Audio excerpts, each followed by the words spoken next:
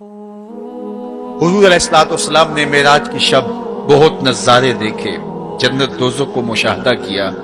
حضور نے انبیاء علیہ السلام سے ملاقاتیں کی۔ پہلے آسمان پہ حضور علیہ السلام نے حضرت آدم علیہ السلام کو دیکھا، دوسرے آسمان پہ دیگر حتیٰ کہ 7ویں آسمان تک مختلف نبیوں کو دیکھا، اور پھر اس کے بعد حضور علیہ السلام 7 آسمانوں سے گزرتے ہوئے جب سدرۃ المنتہا پہ پہنچے تو جبریل امین نے کہا کہ حضور اب اس سے آگے میں نہیں جا سکتا۔ اللہ اکبر۔ پھر سبز نوری تخت آیا جس پہ حضور جلوہ فراز ہوئے، رف رف نامی اس تخت پہ حضور بیٹھے، پھر حضور وہاں تک پہنچے جہاں کسی کا خیال بھی نہیں پہنچ سکتا۔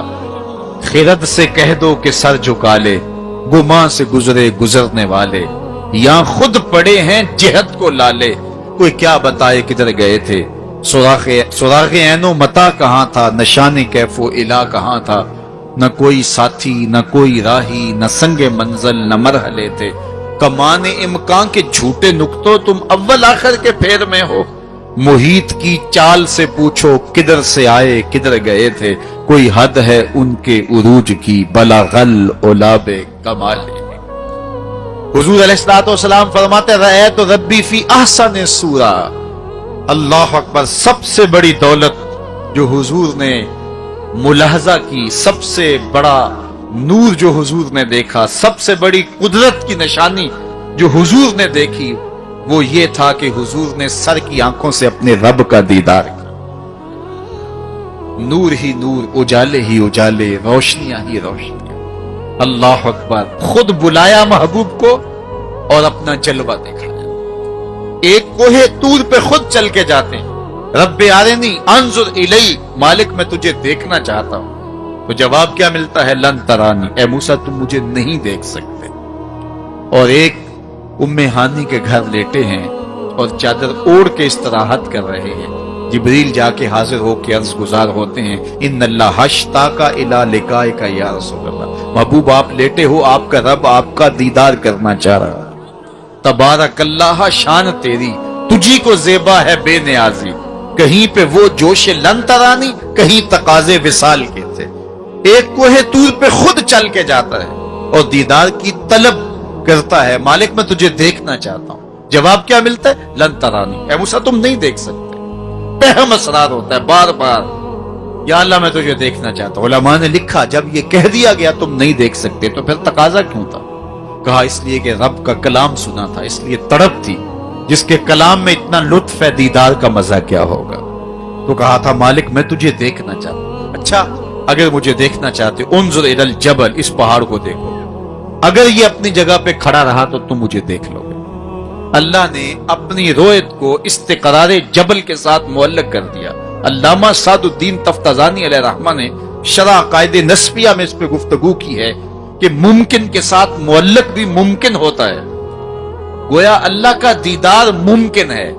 تو اللہ تعالیٰ جل شانہ نے کہا کہ اس پہاڑ کو دیکھو، یہ اگر اپنی جگہ ٹھہرا رہا تو تم مجھے دیکھ لو گے۔ یہ الگ بات ہے کہ وہ پہاڑ ٹھہر نہ سکا، اللہ کے جلووں کی تاب نہ لا سکا۔ اللہ تعالیٰ نے اس پہاڑ پہ جب اپنی تجلی کا نزول کیا، اور وہ بھی تجلی ذاتی نہیں تھی، تجلی صفاتی، اور اس کا بھی عکس، پرتو، ظل اور سایہ اس پہاڑ پہ ڈالا، اور پہاڑ اس جلوے کی تاب نہیں لا سکا۔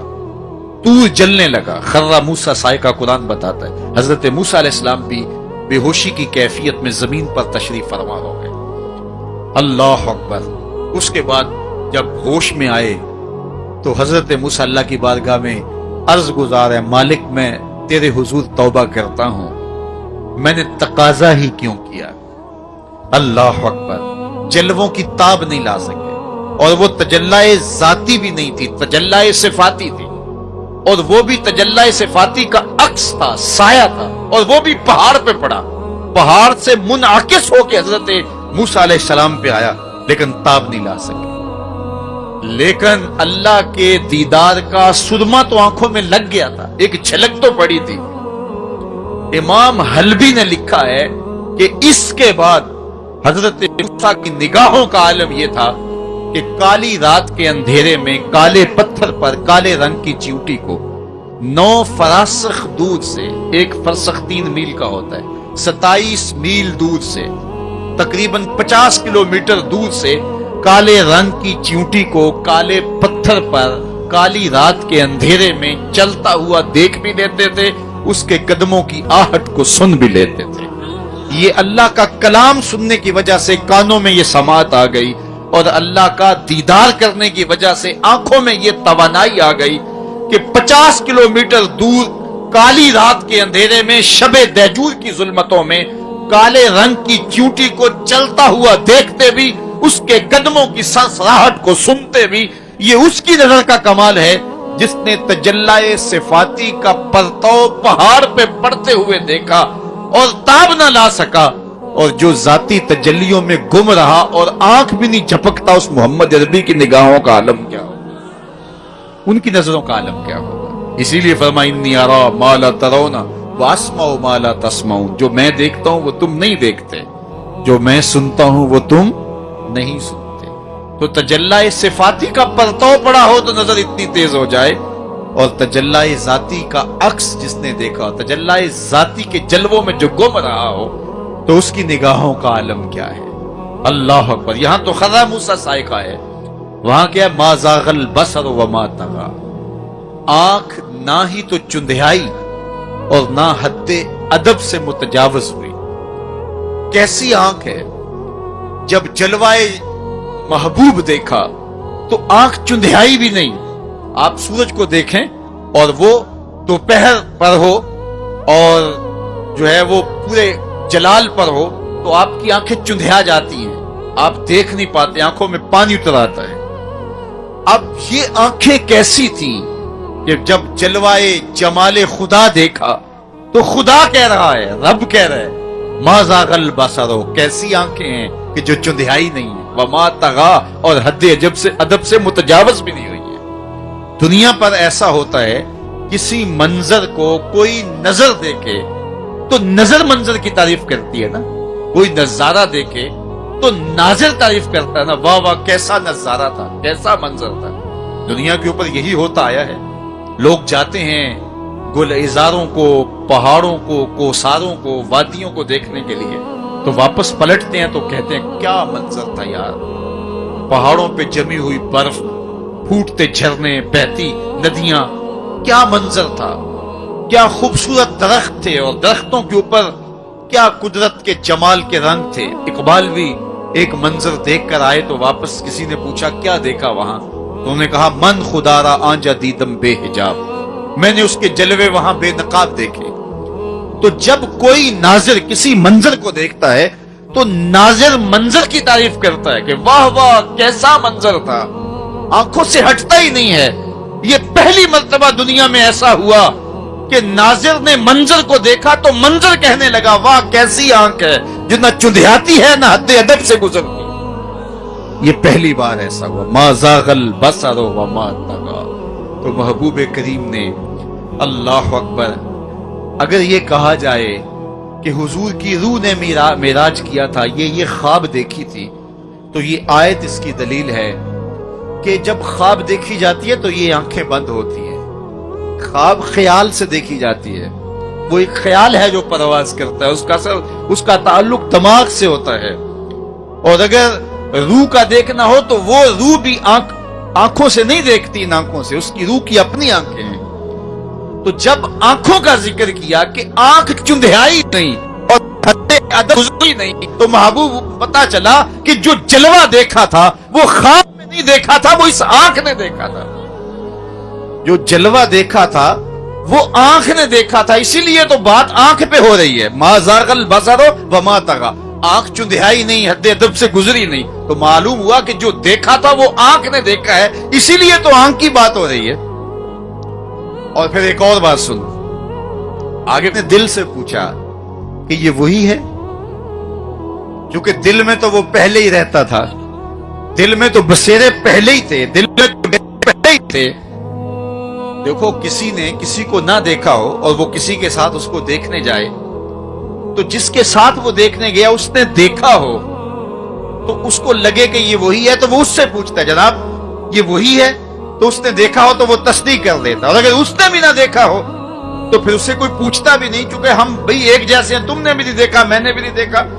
تو جب کسی نے پہلے دیکھا ہوا ہو تو پھر دوسرا اس کو پوچھتا ہے ہاں وہی ہے، اور وہ کہتا ہے ہاں ہاں وہی ہے، اور وہ یہ تب کہہ سکتا ہے کہ اس نے پہلے دیکھا ہو۔ جب جمال الہی کو نگاہ مصطفیٰ نے دیکھا تو نگاہ نے دل سے پوچھا یہ وہی ہے، یہ وہی ہے جو دل میں درد بن کے رہتا ہے، یہ وہی ہے۔ ما کذب الفؤاد ما رہا، قرآن بتاتا ہے جب آنکھ نے پوچھا نا دل سے تو دل نے تکذیب نہیں کی، دل نے کہا ہاں یہ وہی ہے۔ اب یہاں ایک جملہ کہتا ہوں اور میری تقریر یہاں اختتام کو بھی پہنچ جائے گی، تو یہ آپ کے لیے کافی کبھی غذا ہوگی اور روح کو سرشار رکھے گی، اور وہ یہ کہ جو دل میں رہتا ہو وہ آنکھوں کے سامنے آئے، اسے تو معراج کہتے ہیں۔ جو دل میں بستا ہو وہ آنکھوں کے سامنے آ جائے، اسے ہی تو معراج کہتے ہیں۔ اس لیے دل نے تو پہلے ہی دیکھا تھا، دل میں تو وہ پہلے ہی رہتا تھا۔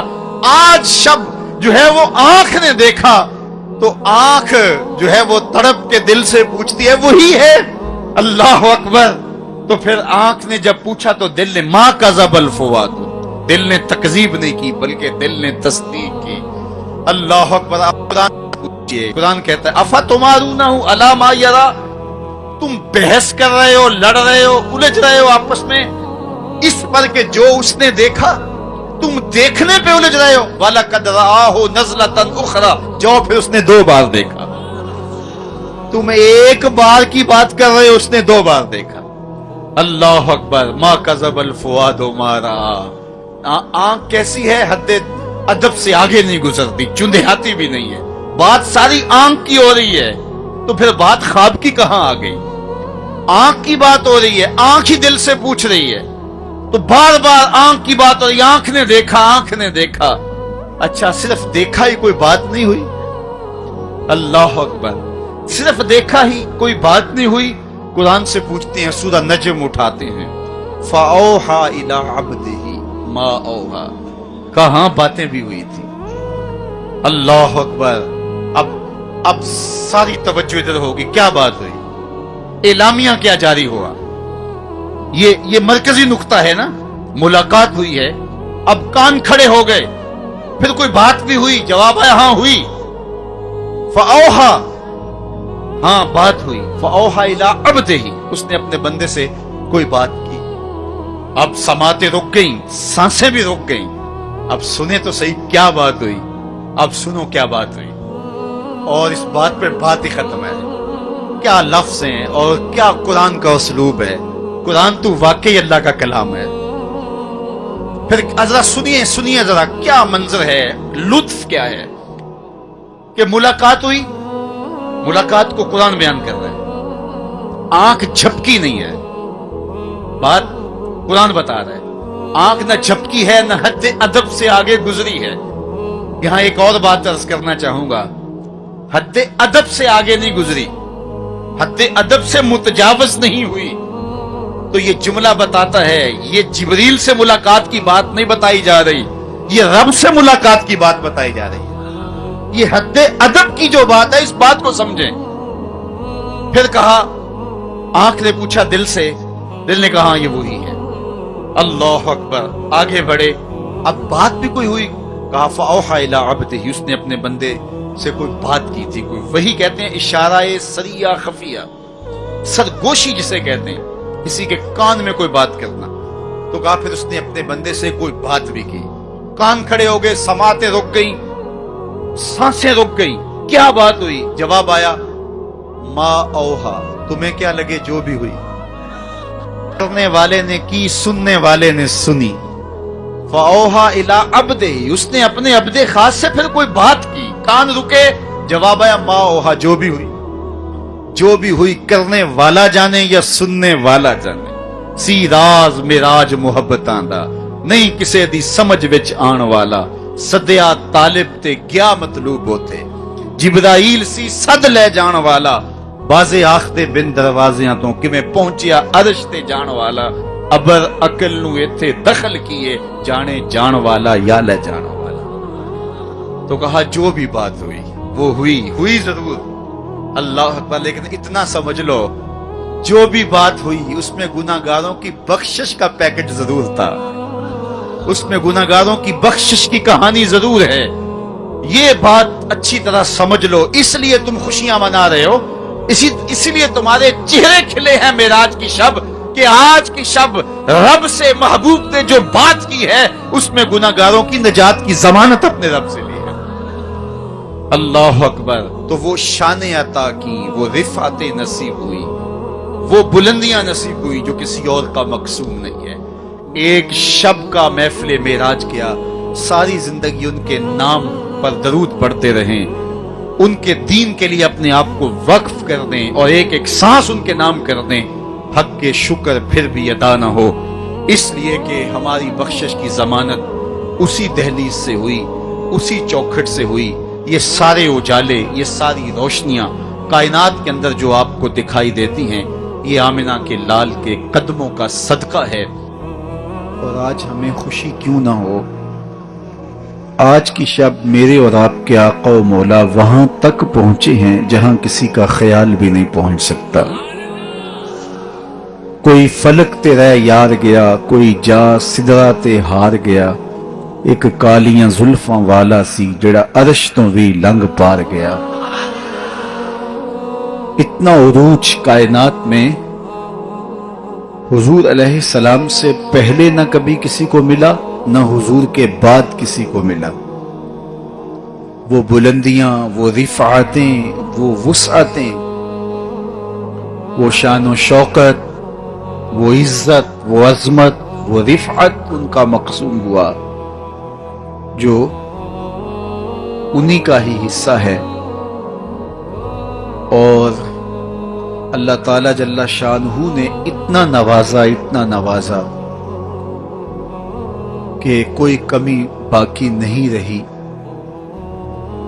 اور حضور کے صدقے سے اس امت کو بھی نواز دیا گیا، بخشش کا وعدہ دے کر اس امت کے لیے 50 نمازوں کا تحفہ دے کے، جو بعد میں سمٹ کے 5 رہ گئیں، اور خواتین سورہ بقرہ عطا کر کے اس امت کے دردوں کا درمان کیا اور انہیں سکون اور قرار کی دولت نصیب فرمائے.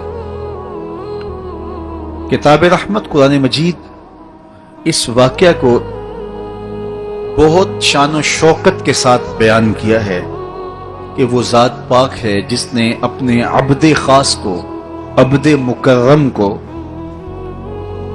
رات کے مختصر حصے میں مسجد حرام سے مسجد خاص تک، مسجد اقصی تک سیر کرائی، تاکہ وہ اپنے عبد خاص کو، اپنے بندہ خاص کو اپنی قدرت کی نشانیاں دکھائے. وہ مسجد اقصی جس کے اطراف میں رحمتیں برستی ہیں، انوار اترتے ہیں اور برکات کا نزول ہوتا ہے. اور پھر مسجد اقصی سے لے کر آسمان تک، اور آسمان سے سدرہ تک، اور سدرہ سے جہاں تک میرے رب نے چاہا اپنے محبوب کو سیر کرائی اور قدرت کے نشانات دکھائے. جنت کی سیر کروائی، حضور نے دوزخ کا ملاحظہ کیا، مسجد اقصی میں نبیوں کی امامت کروائی، بیت المعمور میں اللہ کے محبوب کی جلوہ گری ہوئی، انبیاء علیہم السلام سے ملاقاتیں ہوئیں، اور سب سے بڑھ کر اللہ نے اپنے محبوب کو اپنا دیدار عطا فرمایا.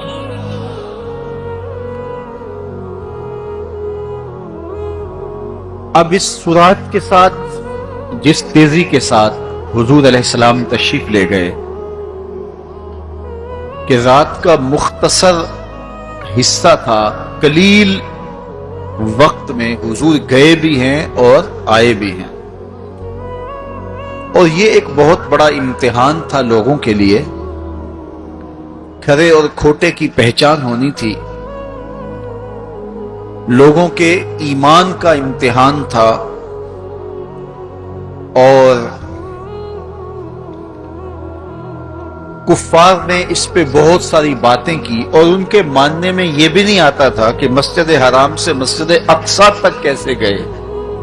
ابو جہل نے گلی گلی جا کے پروپیگنڈا کیا کہ ہمارا کون سا مسجد اقصی میں آنا جانا نہیں ہے، تو 1 مہینہ جاتے ہوئے لگتا ہے، 1 مہینہ آتے ہوئے لگتا ہے،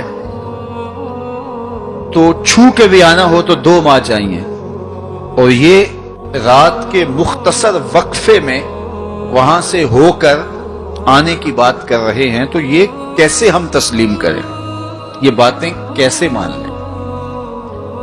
تو وہ مسجد حرام سے لے کے مسجد اقصی تک حضور علیہ السلام کے جانے اور آنے کو نہیں مانتے تھے، اور ماننے والوں نے کہا سرے عرش بھی گئے ہیں اور واپس آئے ہیں، ہم اسے بھی مانتے ہیں۔ ابو جہل نے گلی گلی جا کے کہا، اور اس نے یہ سمجھا کہ یہ میرے ہاتھ ایک چیز آ گئی ہے جس سے میں لوگوں کو حضور سے دور کر سکوں، اور وہ پوچھتا پھرتا تھا بتاؤ یہ بات ماننے میں آتی ہے؟ اچانک حضرت ابو بکر صدیق رضی اللہ تعالی عنہ سے ملاقات ہو گئی، تو کہا ابو بکر تم ہی بتاؤ، اگر کوئی کہے کہ رات کے مختصر حصے میں گیا بھی ہوں اور پلٹ کے بھی آیا ہوں تو یہ بات ماننے میں آتی ہے؟ تو فرمایا بالکل ماننے میں نہیں آتی، چھو کے بھی آنا ہو تو 2 ماہ چاہیے۔ سمجھا لوہا گرم ہو گیا، اب چوٹ پورے ٹکانے پہ بیٹھے گی، تو کہنے لگا کہ پھر جن کا کلمہ تم پڑھتے ہو انہوں نے یہ دعویٰ کیا ہے۔ تو حضرت ابو بکر صدیق فرماتے ہیں کہ وہ اس سے بھی عجیب کرے تو میں وہ بھی ماننے کو تیار ہوں، وہ تو آسمان کی خبریں دیتے ہیں، ہم وہ بھی مانتے ہیں۔ تو محبت والوں کے لیے، ایمان والوں کے لیے تو یہ قابل تعجب نہیں ہے۔ قرآن بتاتا ہے کہ حضرت سلیمان علیہ السلام نے کہا کہ مجھے تخت بلقیس چاہیے، تو ایک جن کھڑا ہو گیا، حضرت یہ خدمت میں سر انجام دیتا ہوں، کب تک لے کر آؤ گے؟ اس نے کہا دوپہر تک لے آؤں گا، مجلس برخاست ہونے سے پہلے پہلے تخت حاضر کر دو۔ اور وہ کوئی ڈبیا نہیں تھی کہ جیب میں ڈال کے لے آنی ہو، وہ تخت اتنا بڑا تھا کہ 60 ہاتھ چوڑا تھا، 80 ہاتھ لمبا تھا اور کئی ہاتھ موٹا تھا، 7 کوٹریوں میں مکفل تھا، پہرے دار کھڑے تھے، 1 مہینے کی مسافت پہ تھا۔ اس کو جیب میں بھی ڈال کے لانا ہو تو پھر بھی 2 ماہ چاہیے، لیکن وہ اتنا بڑا تخت، اس کو وہاں سے لانا کوئی تماشا لبے بام تو نہیں تھا۔ لیکن جن نے کہا حضرت میں مجلس برخاست ہونے سے پہلے پہلے وہ تخت حاضر کر دیتا ہوں۔ قرآن نے ساری تفصیل سورہ النمل میں بیان کی۔ اب کتنی بڑی پیشکش تھی، لیکن حضرت سلیمان نے کہا نہیں، مجھے اس سے بھی پہلے چاہیے۔ پھر وہ اٹھا جس کے سینے میں کتاب اللہ کا علم تھا، قال الذی عندہ علم من الکتاب۔ مفسرین نے ان کا نام آصب بن برخیہ بتایا ہے، جو حضرت سلیمان کا صحابی تھا۔ اس نے کہا حضرت میں یہ سعادت اپنے ذمہ لینا چاہتا ہوں، آپ کو اگر جلدی چاہیے تو میں لے آتا ہوں۔ تو آپ نے فرمایا وہ تو دوپہر تک کا ٹائم دے رہا، بتاؤ تم کب لاؤ گے؟ تو وہ شخص جو زبور کا عالم تھا اور حضرت سلیمان علیہ السلام کا صحابی تھا، وہ بولا انا آتی کا بہی قبل ان یرتد الیک طرفک، حضور آپ آنکھ بعد میں جھپکیں گے، تخت پہلے حاضر ہوگا۔ اور حضرت سلیمان نے ابھی آنکھ جھپکی نہیں تھی، تخت سامنے پڑا ہوا تھا۔ بے ساختہ پکارا ھذا من فضل ربی، یہ میرے رب کا فضل ہے کہ جس نے میرے ماننے والے کو یہ روحانی طاقت اور توانائی نصیب کر دی۔ میں آپ سے کہتا ہوں کہ حضرت سلیمان کے امتی کی یہ شان ہے کہ 1 مہینے کی مسافت پر پڑا ہوا تخت آنکھ جھپکنے سے پہلے حاضر کر دیتا ہے، اور خود سلیمان مقتدی بن کے مسجد اقصی میں جس امام کے پیچھے کھڑے ہوں، اس امام کی شان کا عالم کیا ہوگا۔ ان کی رفعتوں کا عالم کیا ہو. تو یہ ایک امتحان ہے معراج، اور میرے اور آپ کے آقا و مولا کی عظمتوں کو ماننے والوں نے کہا کہ یہ بعید نہیں ہے. اللہ اپنے محبوب علیہ السلام کو جہاں چاہے جتنے وقت میں چاہے لے جا بھی سکتا ہے، اور اللہ کی دی ہوئی طاقت سے محبوب واپس پلٹ کے آ بھی سکتے ہیں. لوگوں نے یہ کہا کہ جسم اتنی سرعت کے ساتھ اگر محو سفر ہو تو تحلیل ہو جائے، تو میاں تخت سلیمان تحلیل نہیں ہوا، اور یہ حضرت سلیمان کے مقتدی کی تخت بلقیس جو ہے وہ تحلیل نہیں ہوا، اور یہ حضرت سلیمان کے مقتدی کی روحانی قوتوں کا کرشمہ ہے. تو جب ان کے مقتدی کی قوتوں کا یہ کرشمہ ہے تو ان کے امام کی طاقتوں کا عالم کیا ہوگا اور رفعتوں کا عالم کیا ہوگا. باقی یہ دعویٰ میرے رب کا ہے، سبحان الذی اسری بعبدہ، وہ ذات پاک ہے جس نے اپنے عبد خاص کو سیر کرائی. اور پھر دنیا ورطہ حیرت میں ہے کہ اتنے مختصر حصے میں، اتنے قلیل وقت میں کیسے گئے اور کیسے پلٹ کے آئے. اور میرے رب نے کہا کہ سن لو، یہ میرے محبوب کا سفر نہیں ہے، یہ میرے محبوب کی سیر ہے. سبحان الذی اسری، یہ میرے محبوب کا سفر نہیں ہے، یہ میرے محبوب کی سیر ہے. اور آپ جانتے ہیں سفر اور سیر میں فرق. سفر تیزی کے ساتھ کیا جاتا ہے. میں اب جو فاصلہ طے کر کے آیا ہوں، تو اگر میں سیر کی غرض سے یہاں آتا تو مجھے 2 گھنٹے لگتے، اور اگر میں گاڑی پہ بھی آتا تو پھر بھی مجھے کم از کم پونا گھنٹہ چاہیے تھا. لیکن میں 15-20 منٹ میں یہاں پہنچنے کی کوشش کی ہے، کیونکہ میری نگاہ میں ایک حد تھا کہ میں نے دیے گئے وقت کے مطابق یہاں پہنچنا ہے.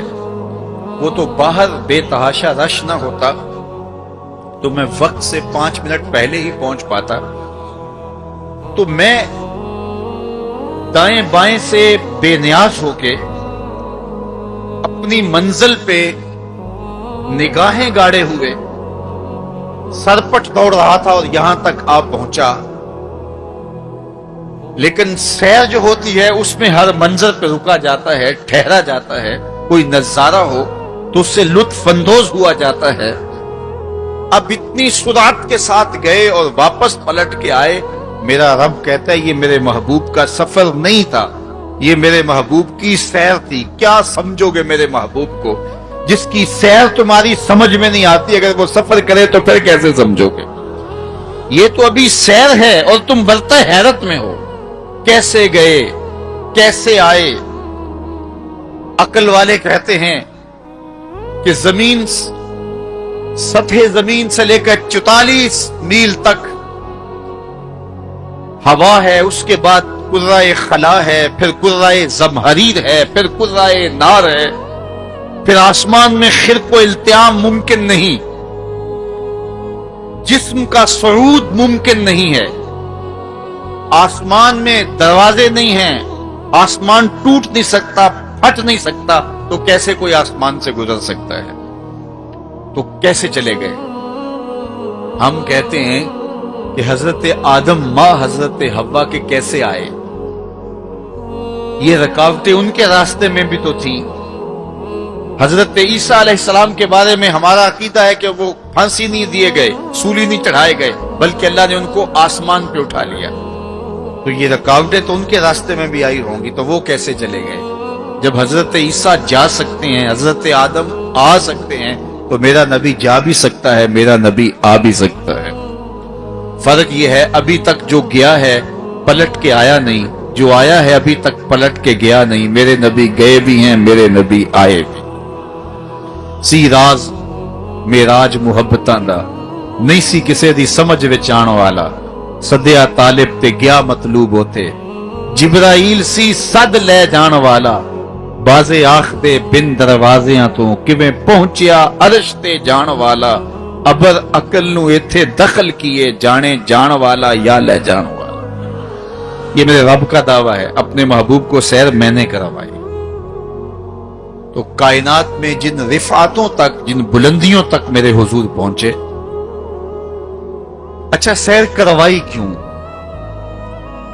तो कहा कि मैं अपने अजायब कुदरत की निशानियां अपने अब्दे खास को, अब्दे मुनीब को, अब्दे मुख्तार को, अब्दे मुकर्रम को दिखाना चाहता हूं। और फिर अल्लाह जल्ला शानहू ने अपने महबूब को इतनी निशानियां दिखाई जिनका ताल्लुक देखने से भी था, जिनका ताल्लुक विजदान से भी था, महसूसात से भी था, सुनने से भी था। कभी हुजूर अलैहिस्सलातु वस्सलाम जन्नत की खुशबू सूंघते हैं, नज़ारों की वादी देखते हैं और जन्नत के महल्लात को हुजूर मुलाहजा फरमाते हैं, और कभी दोज़ख के अंदर अजाबों में मुब्तला लोगों को हुजूर अलैहिस्सलातु वस्सलाम देखते हैं।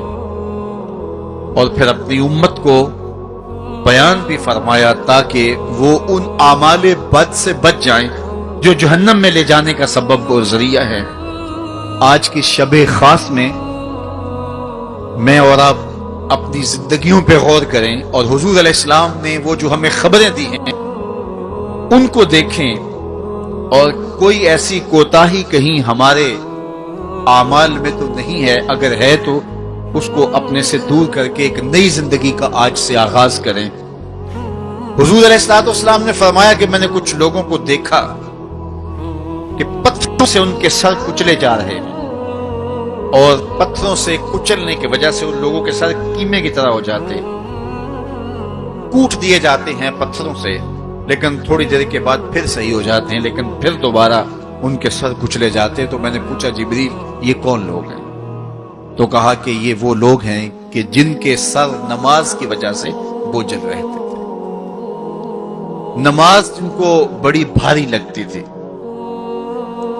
कई लोगों को नमाज का कहें तो वो 100 बहाने करते हैं, और एक बहाना तो हर बेनमाजी करता है, मेरे कपड़े पाक नहीं है। मेरे वालिद गिरामी फरमाया करते थे, तेरे कपड़े कैसे पाक हो सकते हैं जब तू अल्लाह के हुजूर झुकना नहीं जानता। जब उसके हुजूर झुकना सीख जाएगा, तेरा लिबास भी पाक हो जाएगा, तेरा बदन भी पाक हो जाएगा, तेरा तन भी पाक हो जाएगा, तेरा मन भी पाक हो जाएगा। तो 100 बहाने, तो इनके सर नमाज की वजह से बोझल हो जाते, अजान की आवाज सुनते और फिर दोबारा सराहने पे सर डाल देते और उठने की हिम्मत ना पड़ती।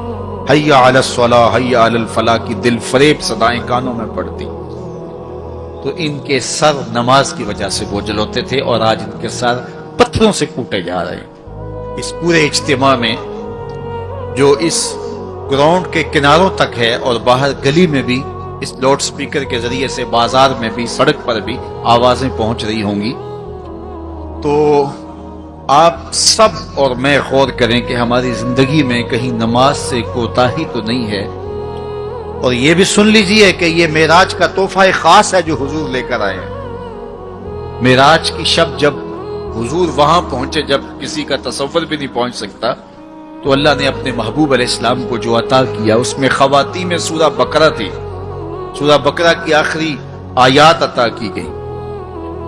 उम्मत के साथ बख्शिश का वादा किया गया अगर वो शिरक नहीं करती, और जो सबसे अहम शय वो ये कि 50 नमाजों का तोहफा दिया गया। आका करीम अलैहिस्सलाम 50 नमाजों का हदिया और तोहफा लेकर के वापस पलटे। छठे आसमान पे हजरत मूसा अलैहिस्सलाम से मुलाकात हुई और उन्होंने कहा कि मैं बनी इसराइल का तजुर्बा रखता हूं, और उम्मतों का गहरा तजुर्बा रखने की वजह से मैं आपसे अर्ज करता हूं कि आप अल्लाह की बारगाह में जाइए और नमाजों में तखफीफ की दरखास्त पेश कीजिए। ये 50 नमाजें नहीं पढ़ पाएंगे। तो हजरत मूसा अलैहिस्सलाम के कहने पे हुजूर दोबारा बारगाह इज़्दी में हाजिर हुए और अर्ज की, तो 5 नमाजों की रुखसत हो गई, 45 रह गई। तो वापस पलटे तो हजरत मूसा अलैहिस्सलाम ने फिर कहा कि ये 45 भी नहीं पढ़ सकेंगे। آپ اللہ کی بارگاہ میں دوبارہ تخفیف کی درخواست پیش کیجیے، تو حضور دوبارہ جاتے، پھر آئے، پھر انہوں نے کہا، 9 مرتبہ واپس بھیجا اور 50 سے 5 نمازیں رہ گئی۔ جب 5 نمازیں لے کے حضور واپس آ رہے تھے تو حضرت موسیٰ پھر ملے اور انہوں نے ایک بار پھر کہا، ایک بار اور جائیے۔ اب عادت باری کیا ہے، ہر بار درخواست کرنے سے 5 نمازوں کی رخصت ملتی ہے، اب رہ ہی 5 گئی ہیں، تو عادت باری کے مطابق اب یہ 5 بھی معاف ہو جائیں گی۔ تو حضور نے فرمایا، مجھے رب سے شرم آتی، رب سے حیا آتی۔ امت سے توقع کی کہ یہ امت اتنی نکمی تو نہیں ہے کہ 5 نمازیں بھی نہ پڑھے، تو میرے اور آپ سے یہ ہمارے آقا و مولا کی توقع تھی کہ ہم 5 نمازیں ادا کریں، اور یہ 5 نمازیں ہمیں ثواب 50 کا عطا کریں گے۔ لا تبدیل لکلمات اللہ، اللہ کی باتیں تبدیل نہیں ہوتی۔ بظاہر یہاں 9 مرتبہ تبدیلی آئی ہے، لیکن اللہ نے ایک ضابطہ دیا، من جاء بالحسنۃ فلہ عشر امثالھا، جو ایک نیکی کرے 10 کا ثواب دیتا ہوں، پڑھو گے 5 ثواب 50 کا عطا کروں گا، چونکہ اللہ کی باتیں تبدیل نہیں ہوتی۔ تو یہ 5 نمازیں تحفہ معراج ہیں جو حضور لے کر کے آئے ہیں، اسی لیے الصلاۃ معراج المومنین کہا گیا کہ معراج اہل ایمان کے لیے، نماز اہل ایمان کے لیے معراج ہے۔ حضور کا معراج تو یہ کہ رخ مالک سے پردے اٹھے اور دیدار الہی کیا، اور وہاں تک پہنچے جہاں کسی کا تصور بھی نہیں پہنچ سکتا۔ لیکن اس امت کے لیے معراج یہ ہے کہ جب وہ پیشانی سجدے میں رکھ کے سبحان ربی الاعلیٰ کہتی ہے، اتنی رحمتیں برستی ہیں کہ اگر لوگوں کو پتا چل جائے کہ ہم جب سجدے میں ہوتے ہیں تو کتنی رحمتیں برستی ہیں، تو وہ سجدے سے ساری نہ اٹھائیں، اتنی رحمتوں کا نزول ہوتا ہے۔ اس لیے اس امت کا معراج یہ ہے کہ یہ 5 گانا نماز شعار زندگی بنا لے، کبھی بھی نماز قضا نہ ہونے دے، اپنی زندگی میں نمازوں کو اس طرح شامل کرے کہ نماز کا وقت آئے تو بے چینی ہو کہ نماز کی ادائیگی ہو، اور ایک نماز کے بعد دوسری نماز کا انتظار کرنے لگ جائیں۔ میرے اور آپ کے آقا و مولا نے فرمایا، مجھے تمہاری دنیا سے صرف 3 چیزیں پسند ہے، حبب الی من دنیاکم ثلاث، تمہاری دنیا سے صرف 3 چیزیں پسند ہے، خوشبو، پاکیزہ عورتیں، اور میری آنکھوں کی ٹھنڈک نماز میں رکھی گئی۔ حضور نماز کو آنکھوں کی ٹھنڈک قرار دیں، اور فرمایا بلال حبشی کو جب اذان کے لیے کہتے تو یہ فرماتے، ارحنا یا بلال، بلال اٹھو اور ہمارے سینے کو راحت پہنچا دو۔ تو نماز سے حضور کے قلب کو، حضور کے سینے کو راحت پہنچتی تھی۔ میں اور آپ جتنے لوگ یہاں آئے ہیں، اور جس ہجوم کے ساتھ، جس شوق کے ساتھ، جس ولولے کے ساتھ اور جس محبت کے ساتھ آئے ہیں، یقیناً آپ اور میں حضور کو راضی کرنے آئے ہیں، اپنے رب کو راضی کرنے آئے ہیں، آقا دو عالم کی رضا کے حصول کے لیے ہم آئے ہیں۔ تو حضور کی رضا کے طالب بن کے آج کے اس اجتماع میں آنے والوں، اگر تم چاہتے ہو کہ حضور ہم سے راضی ہو جائیں، تو اگر بدقسمتی سے کوئی بے نمازی ہے تو آج عزم کر کے جائے کہ آج کے بعد نماز نہیں چھوڑوں گا، اللہ کے رسول راضی ہو جائیں گے انشاءاللہ، چونکہ حضور نے نماز کو اپنی آنکھوں کی ٹھنڈک قرار دیا ہے، اپنے دل کا قرار نماز کو قرار دیا۔ ارحنا یا بلال، بلال ہمیں راحت پہنچا دو اذان دے کے، تو یہ حضور کے لیے راحت کا سبب تھا۔ تو 5 گانا نماز شعار زندگی رکھیں، اور جنہیں نماز نصیب ہے وہ یہ سمجھیں کہ نماز معراج المومنین ہے، تو پھر ہمیں سجدے میں اس کی لذت کیوں نصیب نہیں ہوتی؟ تو وہ اپنے خیالات کو قابو میں کریں، اپنی نماز میں یکسو ہو جائیں، بڑے سجدے میں ہوں اور کھڑے دکان پہ ہوں تو پھر سجدہ سرور بخش نہیں ہوگا، پھر قیام لذت آفری نہیں ہوگا۔ تو اپنی نماز کو اس قدر یکسو کر لو کہ جب تم سجدے میں ہو، قیام میں ہو، رکوع میں ہو، تو سجدے، قیام اور رکوع کی لذت تمہیں حاصل ہو رہی ہو، تو پھر معراج کی لذتیں تمہیں نماز میں نصیب ہوں گی اور قرار نصیب ہوگا۔ تو کہا میں نے کچھ لوگوں کو دیکھا کہ ان کے سر کوٹے جا رہے ہیں، اور میں نے پوچھا یہ کون لوگ ہیں؟ تو کہا یہ وہ لوگ ہیں کہ جو نماز نہیں پڑھا کرتے تھے، جن کے سر نماز سے بوجھل رہتے تھے۔ پھر کچھ لوگوں کو دیکھا معراج کی شب، فرماتے ہیں کہ ان کے آگے اور پیچھے چیتھڑے بندھے ہوئے ہیں اور وہ کانٹے دار جھاڑیاں تھوہر کھا رہے ہیں، کڑوی جھاڑیاں کھا رہے ہیں اور گرم پتھر چاٹ رہے ہیں اور کھا رہے ہیں۔ تو میں نے پوچھا کہ یہ کون بد نصیب لوگ ہیں؟ تو کہا یہ وہ لوگ ہیں جو اپنے مال کا صدقہ نہیں دیا کرتے تھے، مال کی زکوٰۃ نہ ادا کرنے والے سخت عذاب میں مبتلا ہوں گے اور اللہ کے قہر و غضب کا شکار ہوں گے۔ اور پھر فرمایا میں نے ایسے لوگوں کو بھی دیکھا کہ جن کے سامنے انواع و اقسام کے کھانے پڑے ہوئے ہیں، ہنڈیا کے اندر اچھے تازہ اور خوشبودار ماکولات موجود ہیں، لیکن وہ ان کو نہیں لے رہے، بلکہ بدبودار سڑا ہوا گوشت کہیں پڑا ہے اور وہ اس کو اٹھا کے کھا رہے ہیں۔ تو مجھے حیرت ہوئی، تو میں نے جبریل سے پوچھا کہ یہ کون بد نصیب لوگ ہیں کہ ان کے سامنے بھنا ہوا تازہ گوشت موجود ہے، خوشبودار گوشت موجود ہے، لیکن یہ اس بدبودار اور متعفن میں ہاتھ مار رہے ہیں۔ تو کہا یہ آپ کی امت کے وہ بد نصیب لوگ ہیں کہ جن کو پاک طاہر اور پاکیزہ بیویاں میسر تھی، لیکن اس کے باوجود وہ ناپاک عورتوں کے بستروں پہ راتیں بسر کرتے تھے۔ دور موجود کے اندر برائی اور بدی تیزی کے ساتھ پھیلتی چلی جا رہی ہے، اور جدید ذرائع ابلاغ نے، جس میں سوشل میڈیا پیش ہے، آنکھوں سے حیا تو چھین ہی لیا ہے، خیالوں کی پاکیزگی تو چھین ہی لی ہے، عصمت کے جوہر پر اتنی تیزی سے یہ آلات حملہ آور ہیں کہ اپنی نئی نسلوں کو بچانا اور ان کی حفاظت کرنا بہت ضروری ہو گیا ہے۔ میری اور آپ کی ذمہ داری ہے کہ ہم اپنی اولادوں پر گہری نظر رکھیں اور ان کی حفاظت کریں، چونکہ اگر عصمت کا جوہر محفوظ نہ رہا تو پھر پلے کچھ بھی نہیں رہا، اگر آبرو سلامت نہیں رہی تو پھر پلے کچھ بھی نہیں رہا۔ قیامت کے دن ان لوگوں کو اس صورت کے اندر لایا جائے گا کہ وہ یہ غلیظ کھانے کھا رہے ہوں گے اور ذلت اور رسوائی کی وہ زندگی ان کو سہنا پڑے گی اور اللہ کے قہر و غضب کا شکار ہونا پڑے گا۔ اپنی خلوت کو اور اپنی جلوت کو پاکیزہ رکھنے کی کوشش کرو اور اللہ کی رضا اپنا مقصود زندگی بنا لو۔ وہ آنکھ جو غیر محرم کو شہوت کی نظر سے دیکھتی ہے، قیامت کے دن جہنم کی آگ سے بھر دی جائے۔ اپنے خیالوں کو بھی پاکیزہ کرو، اپنی سوچوں کو بھی پاکیزہ کرو اور اپنی زندگی کی ایک ایک ساتھ کو اپنے مالک کے حضور پیش کرو اور اللہ سے توفیق مانگو خیر کی اور برکت اور رحمت کی۔ جب انسان کی نگاہ پاک نہیں رہتی تو خیال پراگندہ ہوتے ہیں، خیالات کی ناپاکیزگی اس کی عصمت کے جوہر پہ حملہ آور ہوتی ہے، اور شیطان کے لیے یہ بڑی خوشی کی بات ہے کہ کوئی نوجوان اپنی عصمت اور اپنی آبرو کو داؤ پہ لگا دے۔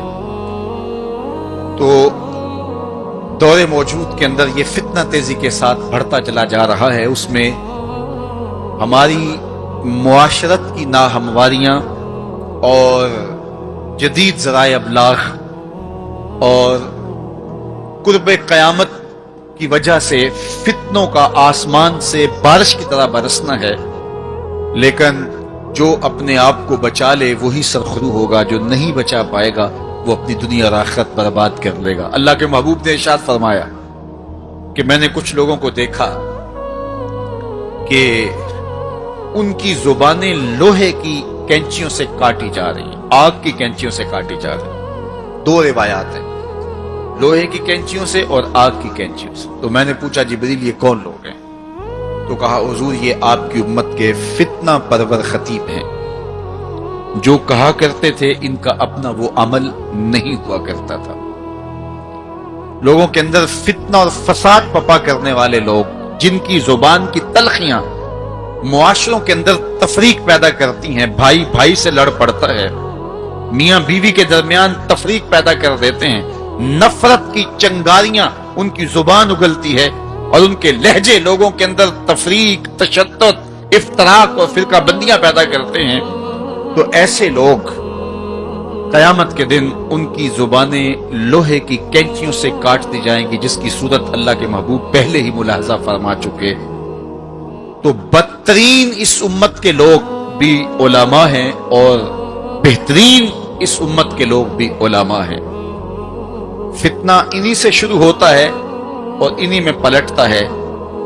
ان کے پاس بیٹھنے سے خیر ملتی ہے اگر وہ خیر کی راہوں کے مسافر ہوں، اور اگر یہ طبقہ خراب ہو جائے اور شر پہ اتر آ جائے، شر پہ اتر آئے، تو پھر سب سے زیادہ شر بھی انہی کے دامن سے پھوٹتی ہے۔ ان کی زبان جب زہر اگلنے لگے اور ان کے لفظ شعلے بن جائیں تو معاشرے بسم ہو کے رہ جاتے ہیں اور معاشرے جل کے خاشاک ہو جاتے ہیں۔ اس لیے خاص طور پہ اس طبقے کو اپنا ہمیشہ محاسبہ کرنے کی ضرورت ہے کہ ہمارے عمل سے، ہمارے رویے سے، طرز زندگی سے، ہماری گفتگو سے، ہمارے کسی لہجے سے کسی کے لیے تفریق، تشدد، افتراق اور لڑائی پیدا نہ ہو۔ تو یہ بات بہت ہی اہم ہے جو اللہ کے محبوب علیہ الصلوۃ والسلام نے بیان فرمائی۔ اللہ کے محبوب علیہ السلام فرماتے ہیں میں نے ایک منظر دیکھا، ایک سوراخ ہے، اس سے ایک بیل نکلتا ہے، نکلنے کے بعد دوبارہ گھسنے کی کوشش کرتا ہے لیکن گھس نہیں پاتا۔ تو میں نے جبریل سے پوچھا کہ یہ کیا ماجرا ہے؟ تو جبریل نے کہا کہ حضور یہ ان لوگوں کی مثال بیان کی ہے جو زبان سے بڑا بول نکال دیتے ہیں اور پھر دوبارہ اس کو لینا چاہتے ہیں تو پھر وہ واپسی نہیں ہو سکتی۔ بعض اوقات آپ کوئی ایسی بات کر دیتے ہیں جس سے فتنہ پھیلنا شروع ہو جاتا ہے، جس سے شر پھیلنا شروع ہو جاتی ہے، جس سے معاشرے کے اندر تشدد اور افتراق پیدا ہونا شروع ہو جاتا ہے، جس سے لوگ آپس میں الجھ پڑتے ہیں۔ تو آپ آرام سے زبان سے کوئی جملہ نکال دیتے ہیں لیکن بعد میں اس کو واپس لینا چاہیں لیکن وہ شر پھیل چکی ہوتی ہے۔ تو اسی لیے ہمارے بزرگوں نے ہمیں یہ کہا ہے کہ بولنے سے پہلے 100 مرتبہ بات کو تول لو، غور کر لو، فکر کر لو۔ کمان سے تیر نہ نکلا ہو، آپ کے پاس اختیار ہوتا ہے کہ جب چاہو اس کو پھینک لو، لیکن جب آپ کمان سے تیر چھوڑ چکے ہوں تو پھر آپ کا اختیار ختم ہو جاتا ہے۔ پھر وہ زخمی کرے، کسی کی موت کا سبب بنے یا وہ تیر ضائع چلا جائے، پھر تمہارا اختیار نہیں ہوتا۔ تو بولنے سے قبل ضرور سوچو کہ میری زبان سے نکلا ہوا کوئی جملہ اس معاشرے پر کیا اثر پیدا کرے گا، اور جب زبان سے جملہ نکل گیا تو پھر آپ کے اختیار میں نہیں ہے۔ تو یہ بہت ضروری ہے۔ اس وقت ہر بندہ جو زبان میں آئے بول دیتا ہے، ہر بندے کو اس وقت بولنے کی جو لت ہے، اور آج کل تو وہ سوشل میڈیا کے اوپر جو من میں آیا تنہائی میں وہ لکھ دیا اور لکھ کے معاشرے کے اندر لوگوں کے اندر وہ چیز وائرل کر دی، جس طرح کی تصویر چاہا ڈال دی، لیکن پھر بعد میں وہ آپ کے اختیار میں چیز نہیں رہتی ہے۔ بلکہ اب تو اتنے بخسیس اور اتنے نیچ فطرت کے لوگ بھی سوشل میڈیا پہ بیٹھے ہوئے ہیں۔ کسی زمانے کے اندر جو گندے مزاج کے لوگ ہوتے تھے وہ واش روم کے اندر بیٹھ کر کے چھپ کے اپنے خب سے باطن کا اظہار کرتے تھے، اور واش روم کی دیواروں کے اوپر جو ان کے من میں غلاظت ہوتی وہ لکھ دیا کرتے تھے۔ پبلک واش رومز کے اندر ایسے مناظر آپ نے بھی دیکھے ہوں گے کہ انسانیت کا سر شرم سے جھک جاتا ہے۔ ایسے چھوٹی سوچ کے لوگ وہاں بیٹھ کر کے جو ہے وہ لکھ دیا کرتے تھے۔ اب وہی لوگ، ان کو ایک سوشل میڈیا کا پلیٹ فارم مل گیا ہے اور وہ یہاں اپنے بند کمرے میں جو چاہیں لکھ کے اس کے اوپر ڈال دیں، اور اس کی شر اور اس کا فساد اور اس کی غلاظت، اس کی گندگی کے چھینٹے کہاں کہاں تک پہنچتے ہیں ان کو اس سے غرض نہیں ہوتی۔ تو ایک ایک حرف جو زبان سے نکلتا ہے، تمہارے قلم سے نکلا ہوا ایک ایک جملہ، اس کا حساب ہونا ہے قیامت کے دن۔ ایک ایک چیز کے بارے میں پوچھا جائے گا۔ اور آج اگر تم سوشل میڈیا پہ کوئی بات چھوڑتے ہو یا کسی مجمع عام کے اندر کوئی بات کرتے ہو یا تنہائی کے اندر کوئی بات کرتے ہو اور پھر اس کی شر پھیلتی ہے، تو وہ شر تو پھر سفر کرتی رہے گی۔ تم اب وہ جملے کہنے چھوڑ بھی دو، تم اپنا وہ اکاؤنٹ بند بھی کر دو، لیکن وہ شر، وہ غلاظت، وہ گندگی، وہ چھینٹے جو اڑے تھے وہ آگے بڑھتے رہیں گے، اور اس کا گناہ تمہارے نامہ اعمال میں، تمہارے کھاتے میں درج ہوتا رہے گا، حتیٰ کہ تم مر بھی گئے تو پھر بھی تمہارے نامہ اعمال کے اندر وہ سب کچھ اترتا رہے گا۔ اس لیے اپنے آپ کو محتاط کرنے کی ضرورت ہے، اور اپنے ایک ایک لمحے کو محفوظ کرنے کی ضرورت ہے۔ اپنے وقت کو قیمتی جانو، اپنی زبان کو کھولنے سے قبل 100 بار سوچو کہ جو میں لفظ کہہ رہا ہوں وہ کیا مجھے کہنا چاہیے یا نہیں۔ میرے اور آپ کے آقا و مولا نے فرمایا جو اللہ اور پچھلے دن پر ایمان رکھتا ہے وہ خیر کی بات کہے ورنہ چپ رہے، اس کا چپ رہنا اس کے لیے بہتر ہے، اور اگر وہ کہنا چاہتا ہے تو وہ خیر کی بات کہے۔ تو فرمایا میں نے وہاں بیل نکلتے ہوئے دیکھا، اور پھر دوبارہ گھسنا چاہتا ہے تو گھس نہیں پاتا، تو کہا جبریل نے کہ یہ وہ بول ہے جو زبان سے نکالا جا چکا ہے، اب دوبارہ زبان میں اس کو داخل نہیں کیا جا سکتا۔ اور مختلف صورتیں حضور نے دیکھی، لوگوں کو عذابوں کے اندر مبتلا دیکھا، لوگوں کو تکلیفوں کے اندر مبتلا دیکھا، کسی کو خون کی نہر کے اندر غوطے کھاتے دیکھا، کسی کے پیٹ کے اندر سانپ دیکھے۔ اور جبریل سے پوچھا تو جبریل نے عرض کی یا رسول اللہ یہ سود خور ہے، یا رسول اللہ یہ حرام کھانے والا ہے، یہ فلاں جرم کا مرتکب شخص ہے۔ تو وہ صورتیں حضور علیہ السلام کو دکھائی گئی، اور وہ مناظر حضور کو دکھائے گئے، اور دوسری جانب جنت میں حضور نے ان خوش نصیب لوگوں کو بھی دیکھا کہ جن کی نیکیوں کی وجہ سے وہ اللہ کی رحمتوں کے حصار میں ہیں۔ ایک شخص کو دیکھا جو نور عرش میں ڈوبا ہوا ہے، اور وہ نور ہی نور میں ہے۔ اللہ اکبر۔ تو جبریل سے حضور نے پوچھا یہ کون شخص ہے؟ تو جبریل امین نے اس کی 3 خوبیاں بیان کی، ان میں سے ایک خوبی یہ تھی کہ وہ اپنے والدین کا فرما بردار